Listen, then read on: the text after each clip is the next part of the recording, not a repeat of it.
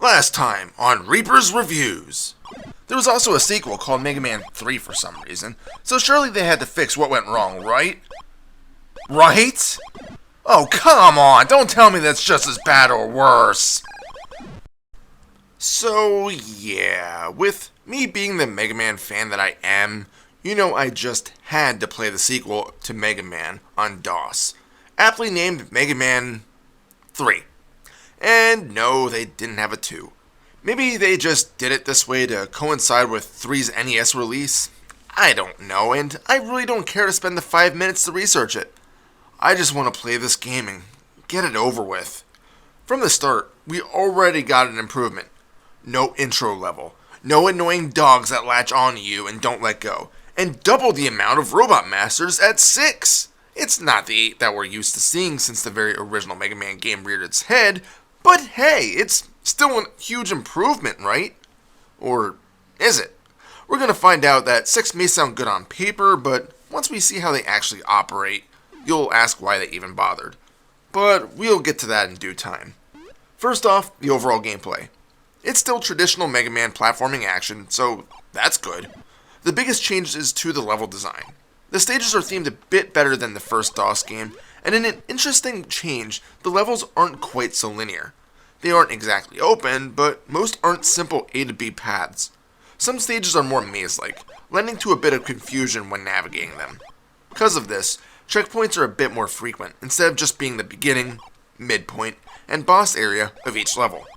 Of course, to try and throw you off when respawning from death, you'll sometimes be facing the wrong way, making you second guess which direction you should start running in. The enemies you'll find in each level still suck though. Many of the originals return, such as the mosquitoes, along with the more frequent appearances of series staples Met and the Shield Guy. There are a few new robots as well, and that's right, I said robots. Not a lot of rats or other organic critters this time around. Well, I guess that's not completely correct either. There are these slime aliens that you approach, but at least you won't really run into any enemies that would require a crouching mechanic. One problem that I notice quickly and frequently is that with the somewhat detailed backgrounds, it's hard to see the enemy's shots coming at you, and therefore you'll be taking a lot of unnecessary punishment. Along with this major annoyance, you'll notice that there is a serious over-reliance on the 2 different types of automated turrets. One fires a slower moving red bullet in one of 8 directions, and this one is usually easy enough to spot. The second, on the other hand, is much more of a pain in the ass to encounter. It fires a slim blue laser in one of 4 diagonal directions, which is hard enough to spot, but then it ricochets and bounces off of nearby platforms a few times before finally disappearing. Thankfully, Mega Man must have had his armor upgraded, because he can now take much more punishment this time around. Plus, the elusive E-Tanks can actually be obtained in this game, although again, the game, although a bit harder this time around, still isn't terribly difficult. Plus, if you get a game over, you lose all of your E-Tanks, so that kinda sucks. Once again, controlling Mega Man is done with the arrow keys to move, space to shoot, and J to jump. It's still as weird and straining as ever, but what's more, there are now multiple swimming stages in the game. And not as in Mega Man simply jumps higher like pretty much every other Mega Man game, but no, he literally swims through water. It was one of the oddest sights I think I've seen playing the game, but strangely, it feels fine. At first. After about a minute or so, you'll realize a few things. First and foremost, when you get hit, you'll go flying backwards, making even Ninja Gaiden and Castlevania say, "Damn, calm down with that bounce back." But that could be forgiven if Mega Man was a good swimmer. He's not, but can you blame him, considering he's a hunk of metal running around with all that firepower? Not once do you really feel like you have control of Mega Man in the water, and it's hard to explain beyond that without personally playing the game and seeing it firsthand. So let's move on to the Robot Masters and talk about them. First, they don't look nearly as bad this time around, and actually resembled bosses you might see in an NES Mega Man title. That's already a plus, but it's one of the only ones. When you get down to it, almost all of the Robot Masters are identical in attack patterns, in which they jump around 3 times, shoot if they are far enough away, and repeat. And no, I'm not kidding. The only one that is slightly different is Bitman, as he protects himself for a short time, shoots the electric beam, runs to the other side of the screen, and all while projectiles are falling from the roof. Other than that, you only have the jumping and shooting tactics.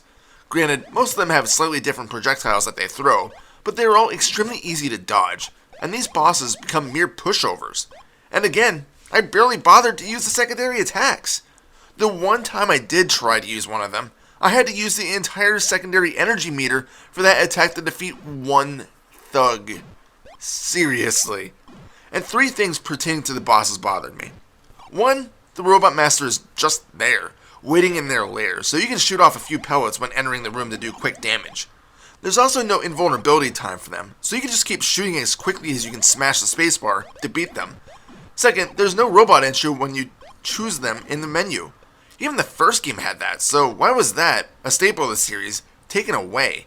And third, why oh why are the gates leading to the boss room now vault doors? Another series staple, thrown away in a design choice that boggles the mind. And I guess a distant fourth. Why in the world does Torchman, a fire-based robot master, live in the sewer? I have no way I can even put any sort of reasoning to that. So let's move on to the final stage, Wily's Castle. Once again, it's one large level containing the gauntlet of bosses. This time around, there's more to do in between each robot master, so death is more of a possibility. I've actually gotten a few game overs in this stage simply due to some cheaply placed death spots. Those damn turrets can often strike you, forcing you into some instant kill slime. There's also a spot where you have to drop down a small shaft, and if you aren't aware where the platforms are, which you probably won't, it's easy enough to fall directly into one, killing you. I've gotten a game over on one of those, so not so pleasant feelings arose immediately afterwards. Fortunately, when you get to Wily himself, you'll simply run into another walking monitor. Like seriously, would you expect something else? Well, after destroying this evil tech of the early 90s, you enter another vault door to come across Wily's actual final boss room. This one is at least a bit more inventive. At first, you'll see a bulb coming up from a pool of slime or acid, while green lasers or something are being flung all over the room. This was only a part of the game where I actually needed an E-tank, because I just couldn't avoid those lasers. But then, after defeating the bubble, Wily appears, floating in the acid.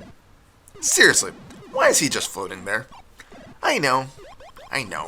His vehicle is probably bobbing up and down in it, but no. It really looks like he's floating in that slime and or acid pool.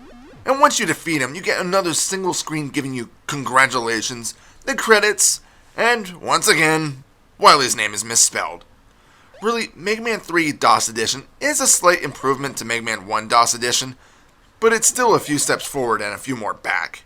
This stage is, although a bit more open, or kind of annoying to get through. The enemy projectiles are difficult to evade, and those turrets can't all go to Robo Hell. Even so, the minor improvements to the core gameplay make this the game to play over the original. So if you really have to get a DOS Mega Man fix, this is the one that you're going to want to spend that time with. Final score? 3 out of 7. This is Reaper. Happy fragging.